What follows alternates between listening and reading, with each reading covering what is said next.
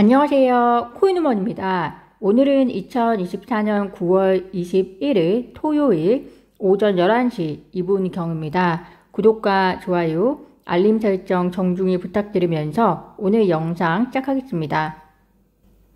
어제 일본 금리 동결이 있었습니다. 미국의 50bp 금리 인하 이후로 암호화폐 시장은 조금씩 살아나기 시작했었고 증시도 뒤늦게 반응하면서 반등을 일으켰었는데요. 그리고 나서 시장의 우려는 곧 이어 있을 일본의 금리 결정이었습니다. 지난 7월 말에 일본이 금리를 인상하면서 엔캐리 트레이드 청산이 발생했고 이로 인해서 투자 시장의 폭락 상황이 펼쳐졌기 때문에 시장은 마냥 안도할 수 없는 상황이었는데요. 그렇지만 다행히 우에다 총재에 의해서 어제 오후 12시경에 정책금리 동결이 발표가 되었습니다. 해당 발표 이후에 암호화폐 시장은 한 차례 더 상승폭을 높여 나가다가 현재는 조정을 받고 있는 상황인데요. 비트코인 현물 ETF 역시 이틀 연속 순유입으로 전환되면서 현재 암호화폐 공포탐욕 지수 역시 중립을 유지하고 있습니다.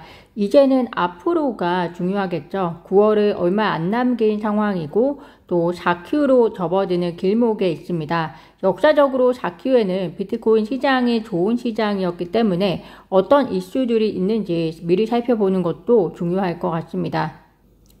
현재 암호화폐 시장이 가장 큰 영향을 받고 있는 것은 거시적 환경입니다. 당장 10월을 놓고 볼 때 늘 그렇듯이 미국 소비자 물가 지수와 고용 지표에 의해서 변동성이 예상이 될 것 같은데요.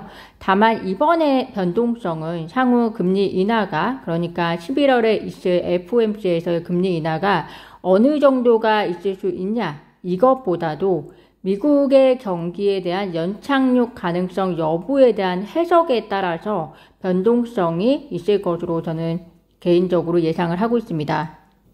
JP모건 CEO 다이먼은 연착륙에 대해서 섣불리 기대하지 않는다라고 말하면서 인플레이션 역시 투자자들이 예상하는 것보다 더 오래 지속될 수 있다라고 이야기를 했는데요. 그 이유가 적자 지출과 세계 군사력 재건 등을 이유로 들었습니다. 워낙에 회의적인 쪽에 가까운 인물이기 때문에 기후에 가까운 예상이다 라고 이야기할 수도 있지만 또 한편으로는 현재 미국의 재정 적자가 굉장히 심각하고 또 지정학적으로도 언제 해결될지 모르는 전쟁이 계속되고 있고 중국의 소비 역시 여전히 살아나고 있지 않은 상황이기 때문에 미국을 둘러싼 내외부적인 다양한 정세를 살피면서 미국의 경기 연착륙에 대한 개인적인 관점을 밸런스 있게 가져가시는 것이 중요한 시점인 것 같습니다. 두 번째로 대선의 영향을 예상해 보일 때 현재 여론조사 결과가 향후에도 큰 변화가 없는 한 암호화폐 시장에는 큰 영향을 줄 여지는 없을 것으로 예상이 됩니다. 또한 초반에 있었던 트럼프 우세로 인한 트럼프 효과로 인한 암호화폐 가격의 상승은 어느 정도 되돌림 현상이 있었었고요. 그런데 물론 만약 트럼프의 대세가 다시 한번 시작이 된다면 또 다른 상승의 기회가 될 수 있어 보이기는 합니다. 현재로서는 일부 전문가들이 이야기하고 있듯이 트럼프 당선 시 암호화폐 전반에 대한 혜택이 예상이 되지만 해리스가 당선이 되면 암호화폐 전반이 아니라 비트코인을 위한 적절한 투자 환경이 펼쳐지지 않을까 생각이 듭니다.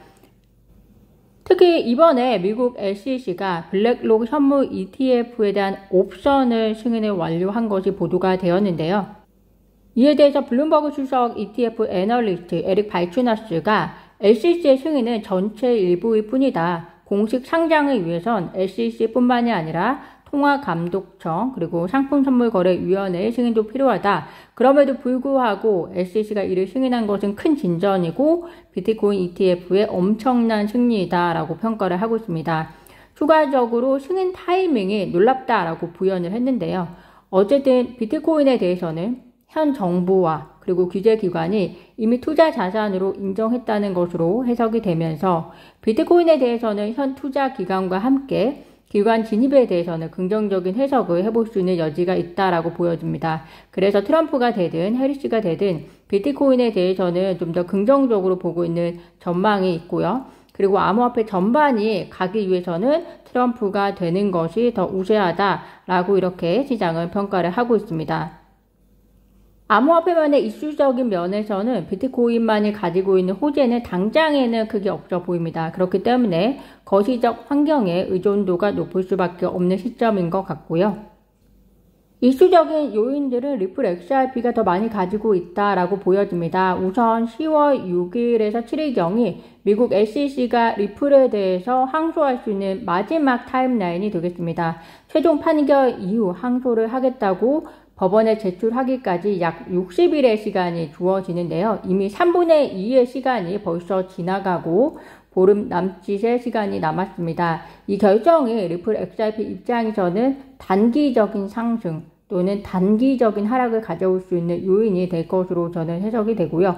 이 결정에 따라서 리플의 향후 비즈니스가 얼마나 빠른 속도로 강화될 수 있을지도 큰 영향을 미칠 것으로 보입니다.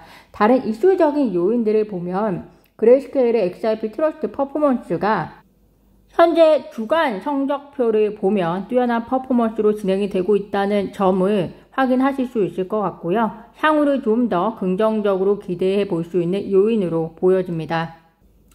리플 시외 2024가 곧 시작이 될 예정입니다. 리플에 의하면 결제 및 금융 서비스, 블록체인과 디지털 자산, 그리고 경제 정책 전반에 걸쳐서 가장 뛰어난 인재와 리더들을 함께 할 수 있는 행사라고 한 만큼 리플에 관심이 있는 분들은 리플의 비전을 확인할 수 있는 좋은 기회가 될 것 같습니다. 이렇게 연사들이 업데이트가 됐는데요. 코인베이스나 또 CME 그룹에서 다양한 굉장히 유명한 연사들이 연설을 할 예정으로 보여집니다. 해당 행사가 진행이 되면 전체적인 내용에 대해서 다시 한번 업데이트 드리는 시간을 코인우먼 채널에서 다시 한번 준비해 보도록 하고요. 오늘 제가 준비한 소식은 여기까지입니다. 오늘도 영상 시청 진심으로 감사드리고요. 구독과 좋아요, 알림 설정은 코인우먼에게 큰 힘이 됩니다. 감사합니다.